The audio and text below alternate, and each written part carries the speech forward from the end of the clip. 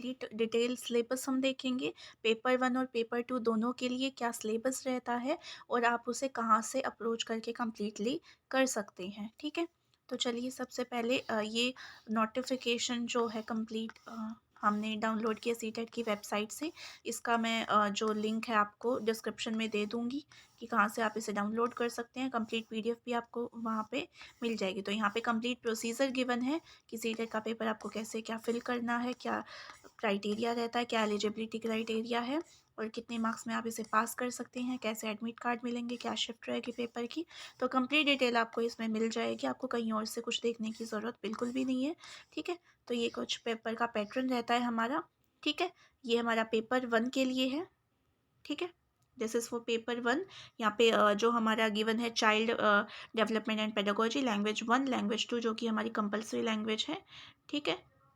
तो ये तीनों चीज़ें हो जाएंगी। उसके बाद आएगा मैथमेटिक्स जो कि 30 मार्क्स का आएगा, सारे 30 मार्क्स के आएंगे। उसके बाद लास्ट में आता है हमारी इन्वायरमेंटल साइंस जो भी कितने मार्क्स की, 30 मार्क्स की। टोटल 150 MCQs आते हैं और 150 मार्क्स के ही होते हैं, ठीक है। तो ये तो बात रही हमारी पेपर 1 की।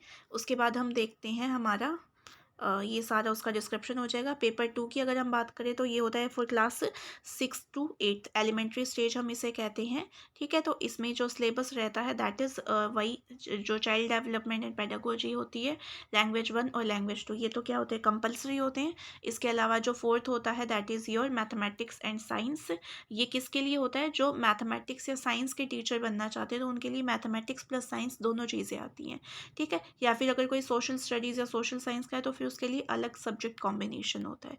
तो जो सब्जेक्ट होता है उसके हमारे 60 क्वेश्चंस आते हैं, बाकी सबके 30 क्वेश्चंस आते हैं, ठीक है। टोटल 150 MCQs ही होते हैं इसमें भी और 150 मार्क्स के ही होते हैं, ठीक है।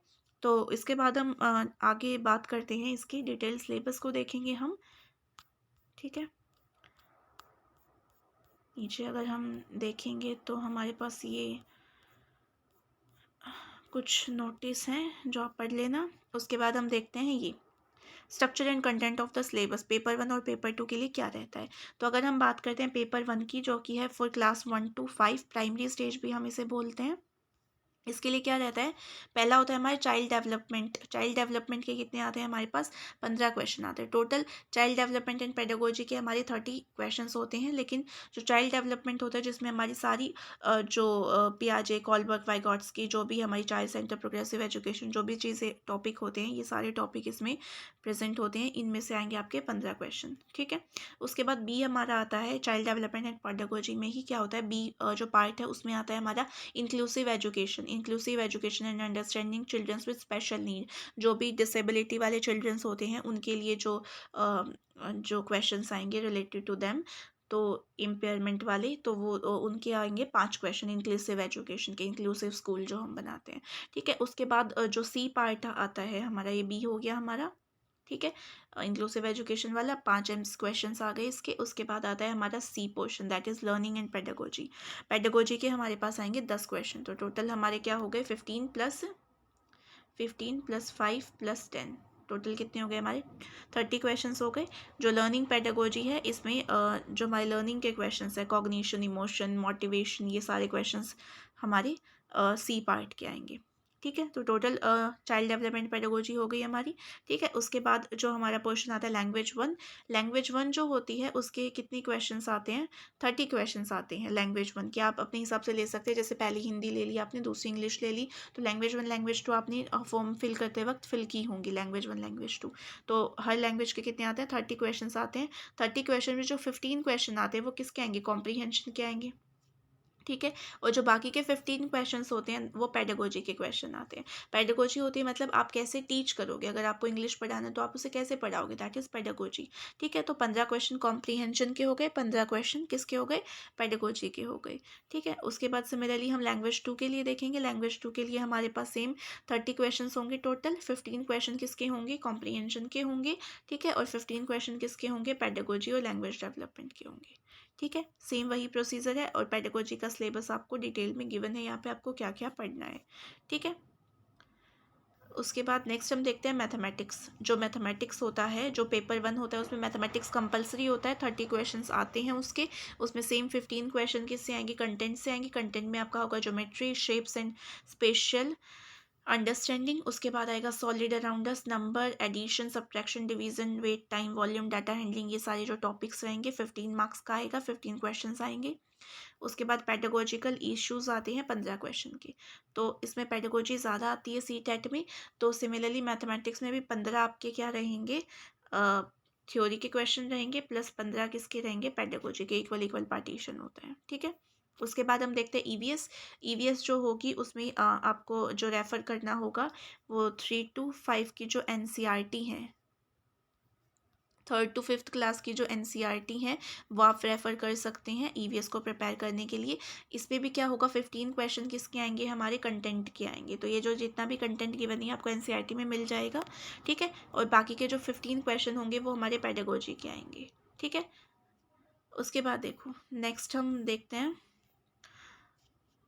ये हो गया हमारा जो पेपर 1 है वो कंप्लीट हो गया, ठीक है। उसके बाद हम देखते हैं पेपर 2। पेपर 2 होता है हमारा एलिमेंट्री स्टेज 6 to 8। तो यहाँ पे 6 to 8 का सिलेबस आता है। तो जो हमारे पहले 3 पोर्शन है जो कंपलसरी वाले हैं वो तो सेम रहेंगे, ठीक है। ये हमारा चाइल्ड डेवलपमेंट एंड पेडागोजी हो गया, सेम वही 30 क्वेश्चन आएंगे। 15 क्वेश्चन इसके आएंगे आपके, ठीक है। 5 क्वेश्चन आपके इंक्लूसिव स्कूल के आएंगे, और जो 10 क्वेश्चन है वो आपके लर्निंग पेडागोजी के आएंगे। उसके बाद लैंग्वेज 1 में सेम 30 क्वेश्चन होंगे, उसमें से 15 क्वेश्चन आपके कॉम्प्रीहेंशन के आएंगे और 15 क्वेश्चन आपके पेडागोजी के आएंगे, सेम वही चीज़ है, ठीक है। लैंग्वेज 2 के लिए भी 30 क्वेश्चन होंगे, 30 क्वेश्चन में से 15 आपके कॉम्प्रीहेंशन के होंगे, 15 आपके पेडागोजी के होंगे। तो पहले 3 पोर्शन तो डिट्टो सेम होते हैं पेपर 1 में भी और पेपर 2 में भी, ठीक है। उसके बाद जो 4th आता है हमारा, इसमें क्या होगा, मैथमेटिक्स, और अगर आप साइंस के हैं या फिर आप सोशल साइंस के हैं तो उसके लिए आपके सब्जेक्ट के 60 क्वेश्चन आते हैं, ठीक है। अगर आप मैथमेटिक्स या साइंस किसी के भी है तो आपको दोनों चीज़ें प्रिपेयर करनी पड़ेंगी, मैथमेटिक्स भी और साइंस भी, ठीक है। तो इसके आपके आते हैं टोटल 60 क्वेश्चन आते हैं, ठीक है।